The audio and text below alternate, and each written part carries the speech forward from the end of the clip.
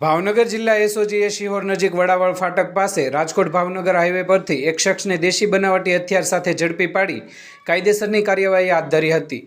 Police દ્વારા મળેલી બાતમીના આધારે એસઓજી ટીમે કાર્યવાહી કરી હતી, જેમાં જુનેદ ઉર્ફે ઝુલ્ફી આરીફભાઈ કાજી ઉંમર 32 રહેવાનું લીલાપીર વિસ્તાર શિહોર, તેમની પાસેથી એક દેશી બનાવટી કટ્ટા સાથે તેમને ઝડપી લેવામાં આવ્યો હતો। તેમની પાસેથી ₹5000ની કિંમતનો એક કટ્ટો કબજે કરવામાં આવ્યો હતો।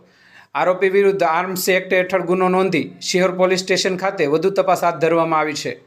પોલીસ તપાસમાં આરોપી સામે અગાઉ મારામારી, ધમકી, પ્રોહિબિશન તેમજ અન્ય ગંભીર ગુનાઓ સહિત કુલ 9 ગુનાઓ નોંધાયેલા હોવાનું સામે આવ્યું છે। આ કાર્યવાહીમાં એસઓજીના ASI Hareshbhai Ulva, police constable Ghanshyambhai Umbal, Harpalsinh Gohil તેમજ driver head constable Surendrasinh Gohil વગેરેના જોડાયા હતા।